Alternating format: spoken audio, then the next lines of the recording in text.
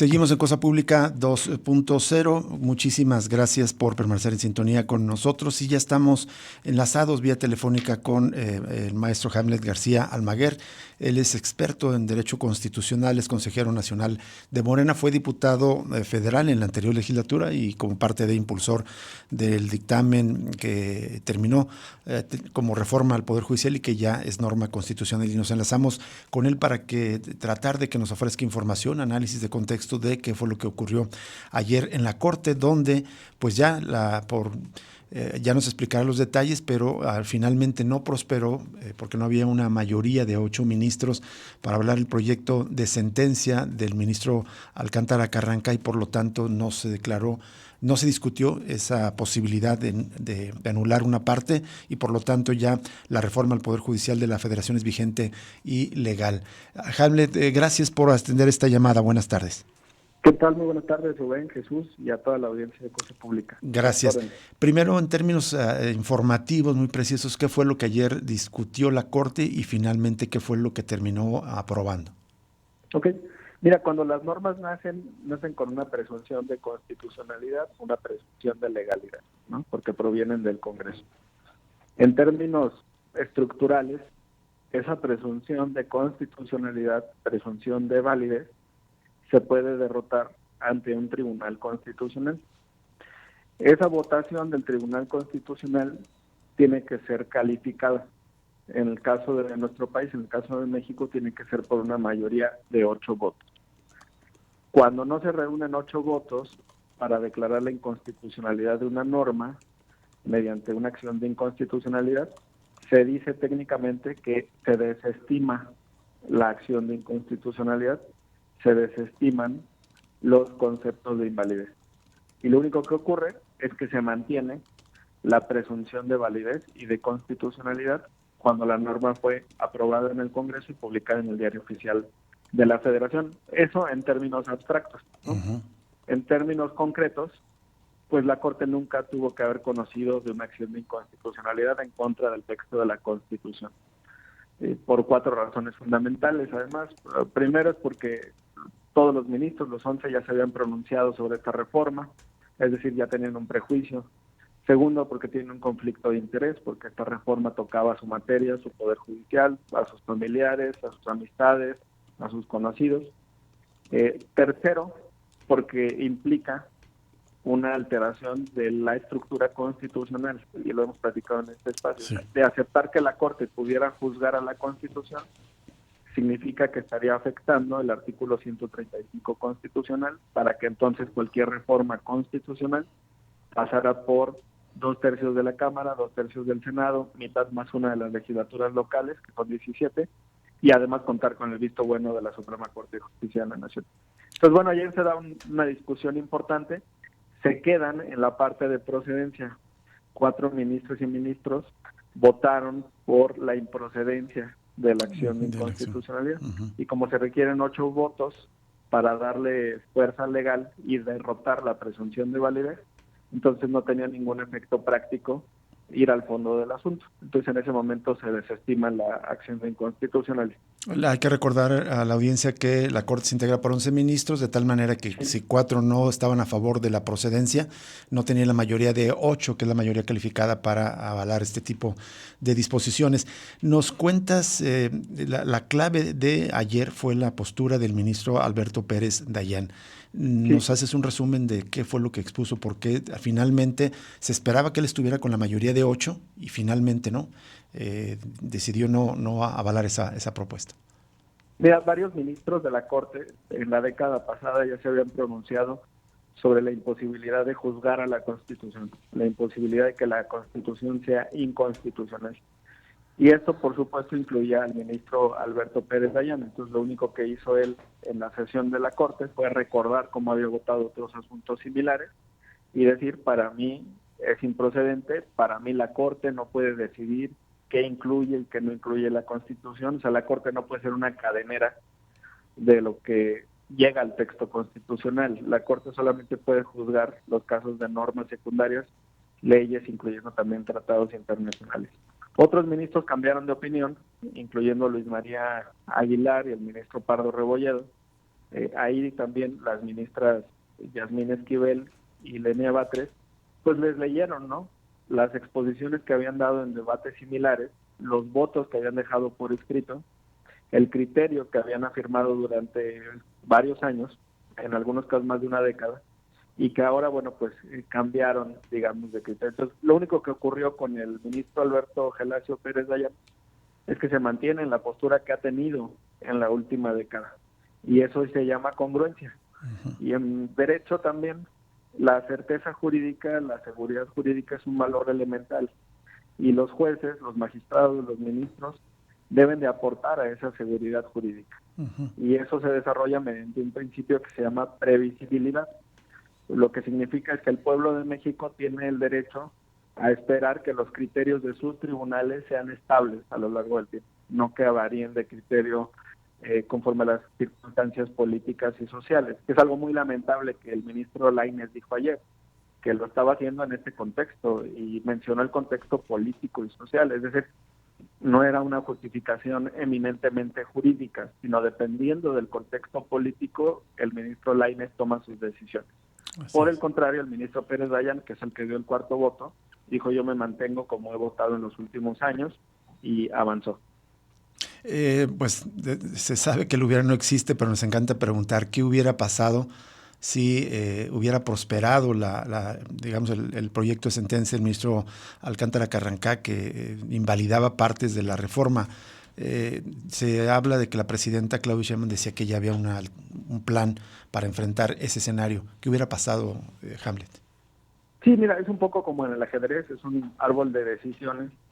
Primero tuvieron que haber reunido los 8 votos para decidir que sí tenía competencia la Corte para analizar la constitucionalidad del texto constitucional.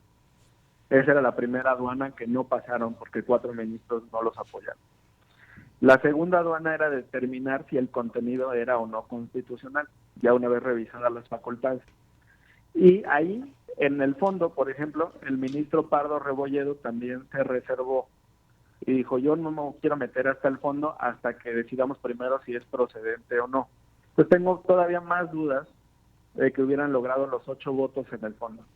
Y tercero, se tenían que poner de acuerdo sobre los efectos de la sentencia. Y ahí también me parece que había distintas opiniones. Pero suponiendo que el proyecto del ministro González Alcántara Carrancá se hubiera aprobado en sus términos, pues la presidenta Sheinbaum ya lo informaba en la conferencia matutina, se iba a acatar la sentencia y se iba a enviar una nueva iniciativa de reforma constitucional con un par de ajustes. El primero de ellos consistente en llenar la vacante del ministro Luis María Aguilar, que sale el próximo 30 de noviembre, y el segundo pues tiene que ver ya con el cuerpo y el contenido de la reforma judicial, no con las personas que lo componen. Eso es decir, digamos, se hubiera repuesto de algún modo el sentido en el que está aprobada en este momento. Sí, exacto, eso es una buena síntesis. Eso sería una reposición de procedimiento, porque, mira, la mayoría calificada está, e incluso con un mayor margen al que se tenía hace 2 meses, porque acá en el Senado de la República, pues ya también una senadora del PRI, Cintia López Castro, abandonó la bancada y ha estado votando con nosotros, con Morena. Entonces todavía habría más colchón para la mayoría calificada, lo mismo pase con los congresos locales, y se aprobaría una nueva reforma con algunos ajustes, y entonces la Suprema Corte ya no tendría los 8 votos para anular la segunda reforma. ¿Qué tal, Hamlet? Te saluda Jesús Hola. Estrada, un gusto saludarte. Hamlet, quería preguntar tu opinión de lo que ha sido la actuación de la ministra presidenta Norma Piña en todo este proceso. Esto considerando que todavía en la sesión de ayer, vaya que lo intentó hasta lo último, intentó una maniobra para que los votos necesarios para obtener la mayoría calificada fueran 6 y no estos 8 votos de los ministros. ¿Qué te pareció la actuación y qué consecuencias podría tener políticas? Pues mira, por su semblante, por el tono de voz, por las maneras que utilizó en la conducción de la sesión, las formas, creo que no estaba preparada para el voto del ministro Pérez Dayan. Incluso lo quiso regañar. Y esto es porque el ministro adelantó el criterio en 2 apartados que son muy similares. que estaban separados por la ministra Piña, pero que él decidió juntar, y son los siguientes: legitimación, que significa quién puede impugnar, y competencia, que significa quién puede resolver. Entonces Piña quería, como pequeñas rebanadas ahí de carnes frías, que el proyecto se diseccionara y que se fuera votando apartado por apartado. Uh-huh. Pero estaban tan relacionados los puntos de quién puede impugnar y quién puede resolver, que ahí el ministro Pérez Dayán se adelantó. Y el rostro, la verdad, el bloque mayoritario, el bloque conservador en la Corte, pues reflejaba todo, ¿no? Se molestó la ministra Piña, lo quiso regañar. Pérez Dayán le contestó que para él eran temas que estaban íntimamente relacionados y que por eso lo estaba planteando de esa manera. El ministro Luis María Aguilar también estaba fuera de sí, estaba muy molesto, estaba tembloroso, recriminó que le estuvieran citando, restregando para efectos prácticos cómo había votado y qué criterios había abordado hace algunos años en otras circunstancias políticas y sociales. Y decía que no importaba el criterio anterior, sino el nuevo. Entonces, estaba muy molesto el bloque mayoritario. Hoy mismo los jueces, en una conferencia de prensa, también le reprocharon a Pérez Dayán esta situación. Y la ministra, al ver que ya no tenía los 8 votos que en sus cálculos consideraba que tenía, entonces quiso hacer una maniobra de último minuto. Cuando vio que no iba a reunir 8 votos, dijo, bueno, vamos a discutir si ahora se puede declarar la inconstitucionalidad de la Constitución nada más con 6 votos. ¿Dónde está lo de los 6 votos? En el texto vigente de la Constitución, derivado de la reforma, pero hay que ser muy claros. 6 votos de una integración de 9 ministras y ministros de la Corte. Que sería una mayoría calificada. Claro. No 6 votos de 11, que sería una mayoría simple, lo cual es ridículo para intentar derrotar la aprobación de una reforma constitucional que pasó por mayorías calificadas en Cámara, en Senado y mitad más una de las legislaturas locales. Entonces tuvieron que hacer otra votación. Se fueron a receso, fueron a comer y regresaron y votaron primero si se interpretaba que se necesitaban 8 o 6 votos, y la mayoría dijo que se necesitaban 8 votos, y entonces ya quedó en sus términos. Hamlet García, finalmente, ¿qué hay de estas versiones de que el ministro Alberto Pérez Dayán fue presionado desde el gobierno para asumir esta postura, que eventualmente habría incluso algunas acusaciones, según algunos trascendidos del día de ayer, de ciertas conductas inapropiadas en su desempeño como ministro, y que esto habría sido el factor más allá de los argumentos jurídicos, y casi que se le compara con Miguel Ángel Yunes, el senador que era del PAN y que ha votado con Morena y el bloque oficialista estas reformas dentro de la del Poder Judicial? Sí, yo creo que los que tendrían que explicar sobre las presiones son los que cambiaron de criterio, no los que se mantienen en el criterio. Los que dan un mandazo y de repente dicen que es blanco y luego dicen que es negro, eso tienen que justificar por qué están cambiando de opinión. Pero el que mantiene una línea, el que mantiene congruencia, el que mantiene un criterio, el que da este principio de previsibilidad en su actuación, para mí no tiene que justificar nada. Simplemente, como lo dijo en la sesión, estoy votando como voté hace 10 años, ¿no? Entonces, ¿tú descartas que haya sido alguna presión desde el gobierno? No me suena lógico que tenga que ser presionado para mantener un criterio que ha tenido los últimos 10 años. Bien. Los que tendrían que explicar por qué cambiaron de criterio son los otros. Quizá los presionados sean ellos. De acuerdo. Muchas gracias, Hamlet García Almaguer, por ayudarnos a entender este asunto que siempre es complicado y tú nos lo facilitas a entenderlo de una manera más clara y sencilla. Gracias de nuevo, Hamlet García. A ustedes, muy buena tarde. Buenas tardes. Buenas tardes. Hamlet García Almaguer, ex diputado federal de Morena, actual consejero nacional de este partido y experto en Derecho Constitucional. Vamos a ir a una pausa. Al regreso, pues vamos a presentarle la entrevista con Pedro Rojas, corresponsal de Univisión allá en Estados Unidos, quien ayer habitualmente trabaja en Washington, ayer estaba en West Palm Beach, en Florida, donde Donald Trump dio su primer discurso, ya prácticamente admitiendo su triunfo, que ya es confirmado con los números. Usted sabe lo intrincado que es el colegio electoral en Estados Unidos, el sistema electoral no es votación directa. Aún así Donald Trump gana el voto popular, pero gana con amplitud, tiene 292 votos del colegio electoral, necesitaba 270 para ganar, y Kamala Harris se queda muy lejos con 226. Vamos a la pausa y volvemos. Ya regresa Cosa Pública 2.0.